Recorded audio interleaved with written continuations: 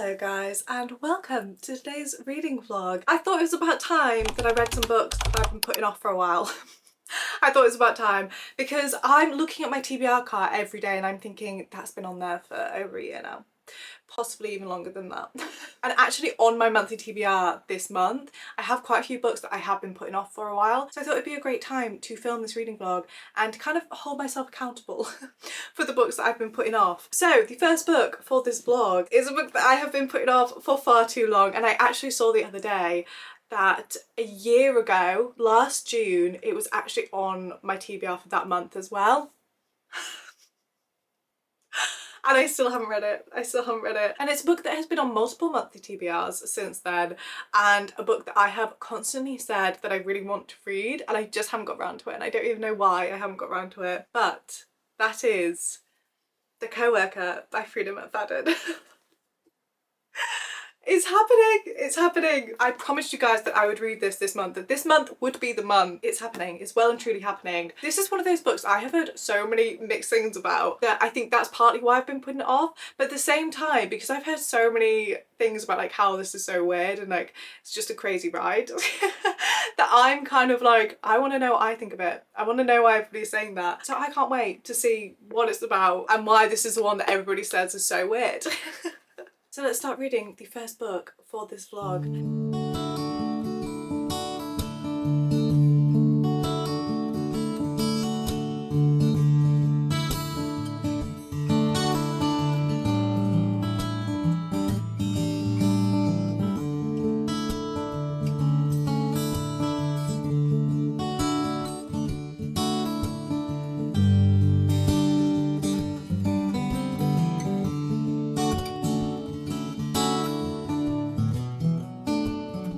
I am 160 pages into The Co-Worker, and do you know what? I'm actually really enjoying it.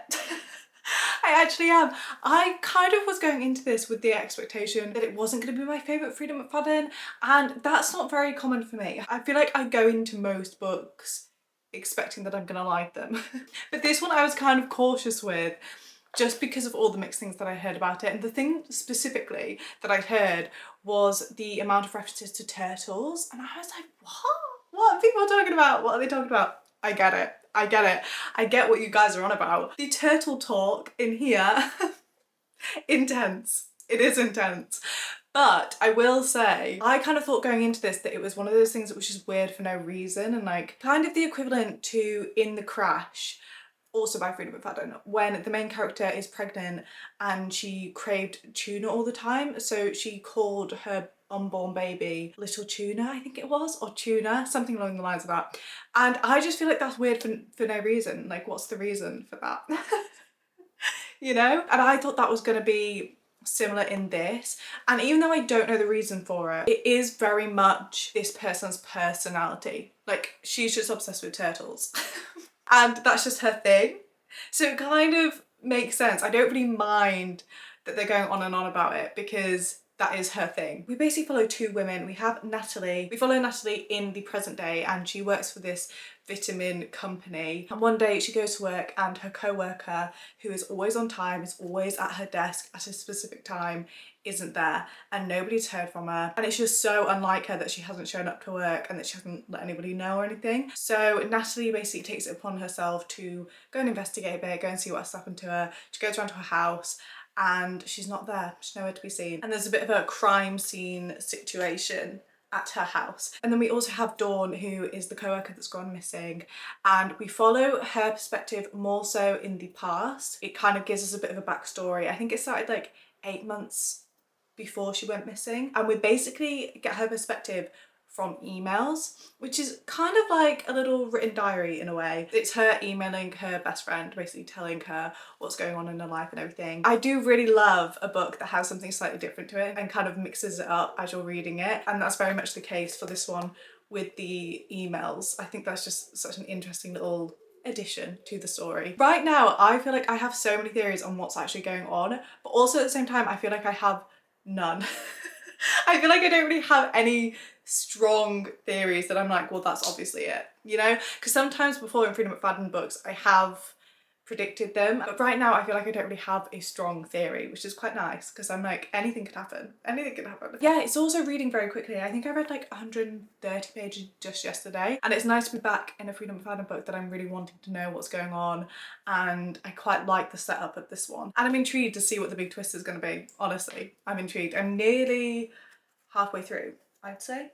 So far, so good. And I've also just come out of reading Wuthering Heights, and I feel like this is exactly what I needed after that book, honestly. I finished The Co-Worker by Freedom McFadden, and do you know what? I actually really enjoyed this. I actually did. I feel like Freedom McFadden for me recently has been a bit hit or miss, especially with some of her new releases, which makes me so sad to say. So sad. But I was actually pleasantly surprised by this one. I was. It definitely had that kind of bingeable, I was thinking about this when I put it down, like I wanted to know what was going on, I wanted to get back to it kind of feel. And even though this is probably not in my top 5, I want to say, but it is definitely up there. Like I enjoyed it, I had a good time reading it. The whole turtle thing did kind of make me giggle just with how much you talked about it, but I do understand that that was this character's literal personality trait. And it just added an extra little quirk in there, which I didn't really mind actually. And as far as the plot twist and everything, there was one twist that was really obvious to me very early on. I like put 2 and 2 together very early on, but I didn't see some of the other twists coming. I didn't. And I also couldn't see how it was going to wrap up and like how it was going to end, and I actually really liked the way that it was done and how kind of circular it felt with these characters. And this is one where I feel like there were only 1 or 2 kind of coincidences, but nothing that really stuck out that I was like, oh, that's just like unbelievable, you know? Because I feel like some of her recent books have had that kind of what a coincidence kind of feeling and what are the chances of that, whereas this one was more believable to an extent.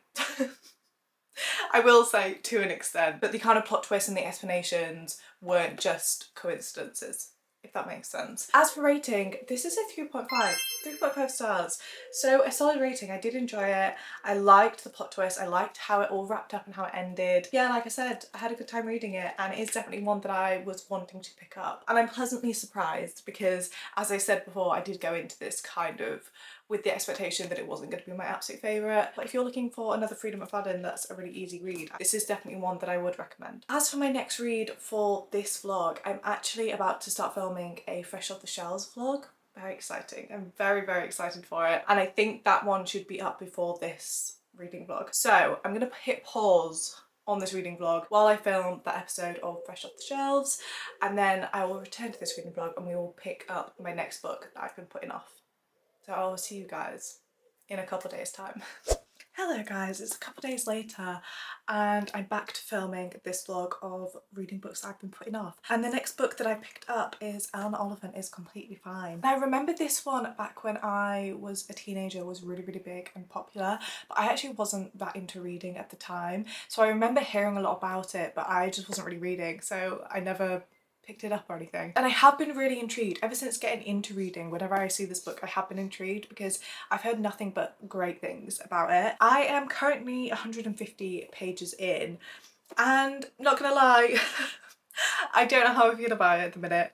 I don't. I can see that it's definitely got potential, like I definitely want to keep reading it, but I'm just a bit like, what is going on? What is going on? It's very much like a stream of consciousness kind of vibe. It's very, very character driven, and I think that's partly what is making it feel a bit slow, just because I don't really know what the plot is yet. I don't really think there is a plot. I think it's just following our main character around and her experience of the world and her past and her history as well. There is definitely questions that we have about an incident that happened when she was younger and also about her upbringing. We definitely do have questions, but it's really hard to explain because it's literally just following her and it's literally like being in her head and, like I said, a stream of consciousness. So I haven't quite worked out how I feel about it. I am finding it quite slow at the minute. But again, it is very easy to read as well. Like, it's not slow in terms of difficult to read, it's just slow in terms of the actual plot and like what's happening. And I genuinely don't know where it's gonna go from here. And I'm not sure her as a character I am obsessed with. Like, I don't mind her, but I'm not like obsessed with her, and like I'm intrigued by her, but I'm not obsessed with her character. So they're my thoughts so far. Like I said, 150 pages in, which is about a third, just over a third. I feel like I haven't done many updates for this book, but I have in fact actually finished it. I like binge read 200 pages in this in like one day. So I did get through it quite quickly. I don't really know how I feel about it though. I feel like I don't have that much to actually say. It's definitely one of those that I can really appreciate. I can appreciate it. It's just not one of my favourite reads. I think Eleanor Oliphant as a character is really interesting, and it very much feels like we are just in her head the whole time. Just the whole thing is like an inner monologue type thing. I do definitely think it kept me reading because I wanted to know kind of what happened to her, and there were questions that we had about her childhood and her upbringing. I do kind of think to start with it was a little bit slow. I will say that it is very, very character driven. Especially at the start I found the actual plot quite slow because it was just pretty much following her around her daily life and her thoughts. I think towards like the middle, maybe 50%, there were definitely questions that we started to have about her childhood, which kind of picked the plot up a bit more from then to the end. We definitely did get some answers. There was also a little bit of a twist, but I feel like I wasn't attached enough to these characters to kind of really care that much. So that's why I'm kind of saying that it's one that I can definitely appreciate, and I can absolutely see why this book has so much hype,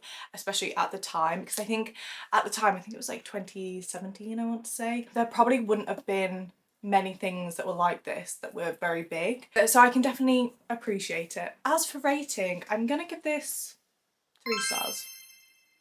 3 stars. As for my next read, the next book that I have very much been putting off, but I have been really, really wanting to get to, is Pictures of You by Emma Gray. I have just been so intrigued by this one. It just sounds really interesting, and I think I'm gonna love this one. Fingers crossed, I hope. Good morning, my loves. As you saw, I have moved on to my next book. For this vlog, I decided to pick up Pictures of You, which has been a very, very anticipated read for me ever since last year when this ended up on my TBR. I just think the sound of this, I'm gonna love. It has a lot of things that I love in a romance.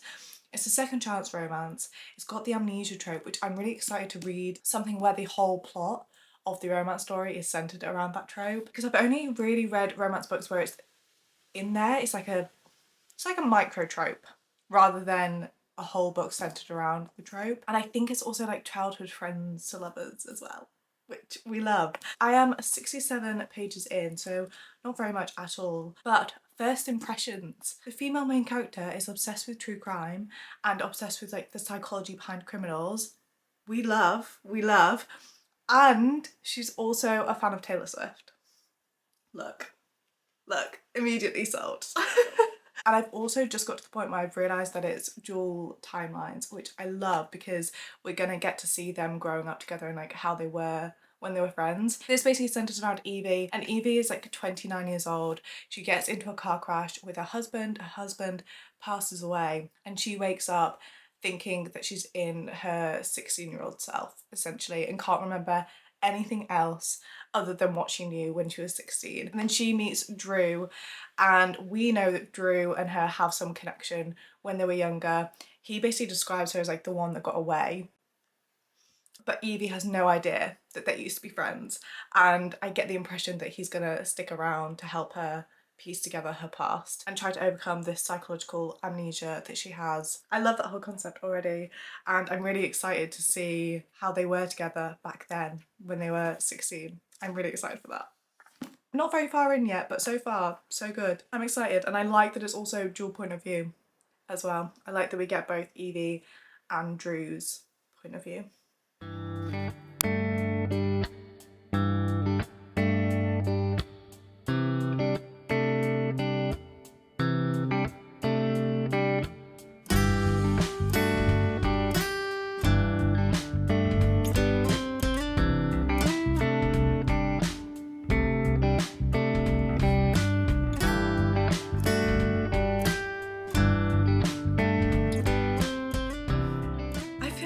Updated this vlog in a while. It has been a couple of days and that's purely because I hadn't really made much progress in those few days in terms of actually reading Pictures of You. I don't know what it is. I don't know whether I'm going into some sort of reading slump.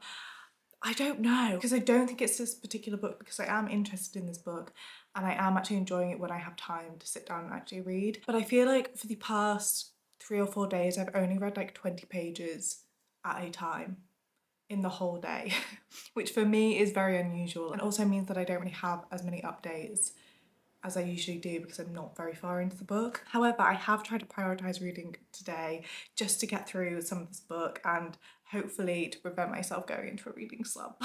So I'm actually nearly halfway through. And here I'm on page 178, which is chapter 35. I think I kind of explained the gist of it in the first clip that I filmed about this book, but we basically are going back and forth between Evie when she was at high school and like how she met Drew and everything, who was one of her best friends at high school, and also we get how she met Oliver, and Oliver is the husband in the present day that passed away in the car crash. So we're getting her backstory and kind of how she's ended up where she's ended up in present day, and then we also have present day, which is her trying to recover her memories at her own pace and also realizing that her life doesn't look like what she thought it was going to look like when she was in high school. And there's a lot of kind of damaged relationships that she's dealing with, that she doesn't understand why they are the way they are, and she can't quite believe that her life has turned out the way it has. So we're following her and Drew is kind of trying to support her and help her through recovering her memories because she quite literally cannot remember anything since she was 16 years old. I do find the kind of mystery part, not mystery, but like we do have questions as to what happened with these people and why she's not speaking to them anymore. That definitely is keeping me reading because I'm like, it must be something bad. It must be something bad that happened. As for the actual writing, again, I don't know if this is because I feel myself going into a slump, but there is something about it that I'm not immediately becoming consumed with, if that makes sense. Like when I pick it up, I feel like it takes me quite a few chapters to get really invested and really in this world, and I just kind of forget that I'm reading. And I don't know whether that is partly to do with the actual writing style. There are some sentences and some things that are described that I could annotate if I was going to annotate it. So I can't quite pinpoint what it is. I think it's just not flowing for me personally when I read it. I think that's it. But it's not bad by any means, and it's not really a problem. It's just if I was being really picky about it, and I think that I have definitely found that I'm not becoming as immersed in it as quickly as I would in other books. I'm really enjoying the dual timeline. I really love that, especially when it's like childhood friends. I really like that we actually get to see them. We're not just told that they're childhood friends, like we actually get to see them interact and get to see their story. I'm really enjoying the different timelines. Oliver as a character scares me. I kind of have an idea of what happened to her and the type of relationship that Evie and Oliver had. I have an idea of that, and he scares me. He scares me. We haven't actually had that much about what her relationship with him was like, but there were kind of hints here and there, and I'm like, this is where it's going.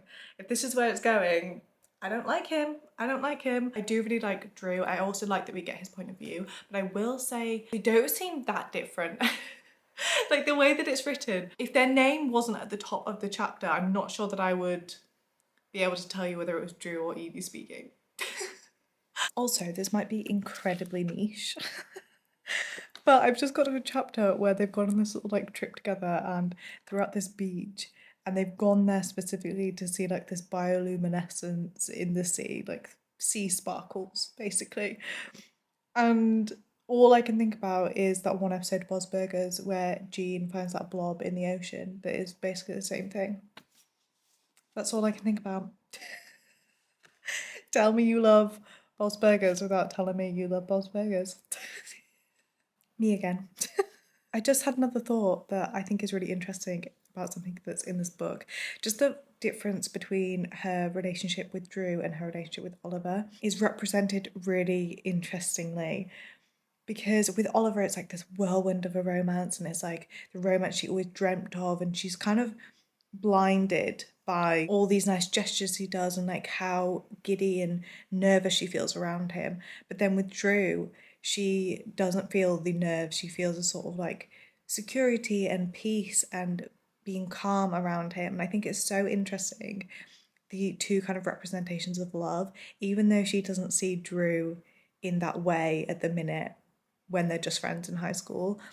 It's really interesting for us as readers to kind of see how different the two types of love are, and how it's quite clear to us that the secure kind of more peaceful love is actually the better one for her. I just think how that is talked about is done so well. Parts of it also do apply to real life as well. And I think it will even more so when we find out what Oliver was actually like in the marriage. I think it will apply even more to real life. And also how when you're younger and like it's your first love and everything, you get so like caught up in the whirlwind of it all. And actually, maybe as you get older, you want something that is more like the way that Drew makes her feel. That's all. And go back to read my book now.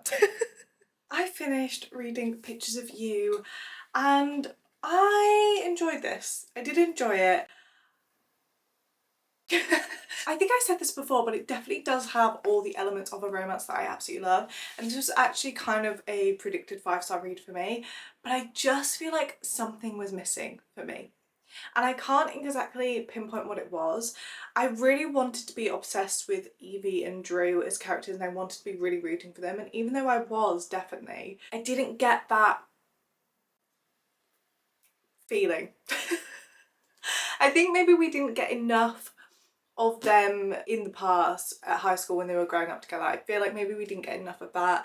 Maybe we were told a lot more than we were shown. I mean, we did get little scenes here and there, but it did feel a bit like the writing style was kind of jumping about a lot. So it felt like whenever we got a scene with Evie and Drew, we'd get a little bit back and forth between them and then it would jump and we'd get a bit of a time jump and it would kind of briefly summarise the rest of what happened during that scene, but we wouldn't actually see it, if that makes sense. I feel like I've explained that so badly. I did also want to point out, because I don't think I've mentioned it yet in my other clips, but I do just want to warn you guys that there definitely is an abusive relationship shown in this book. Just something to be aware of in case you want to go into this. It's just one of those where I liked them and I was rooting for them, but I felt a lack of connection between me and them. And I don't think that they're a couple that I'm really going to think about since putting the book down, and I don't know what it is that's missing. Just something is missing, which kind of makes me a bit sad because I did think that this was going to be like a 5-star read, and for rating I am kind of stuck between like a 3.5 or a 4-star. 3.5 seems too low, I think. If I was being really picky it would be like a 3.75, but I don't tend to give quarter ratings, so I think I'm gonna have to decide between 3.5 or a 4, but it's somewhere in between. Probably the more distance I have from this book, it's probably going to end up being a 3.5 stars. But I did enjoy it. I like that it's a romance with a bit more to it. There's a lot more kind of going on. And I also really like that they were high school best friends. I do wish we'd got more of that and more of their connection. But the amount of stuff that was going on in this book, I feel like it was a lot to fit in. But overall, did enjoy. Would still recommend, especially if you like some of the tropes that are in here. It's just not one that I'm absolutely obsessed with and I wish I was, you know? But that actually brings us to the end of this video. Thank you so much for being here. I really hope that you've enjoyed watching. If you've made it to the end of this video, if you're still here, you're amazing. As always, comment a little star emoji in the comments so that I know. I'm just so grateful for you, and I will hopefully see you in my next video.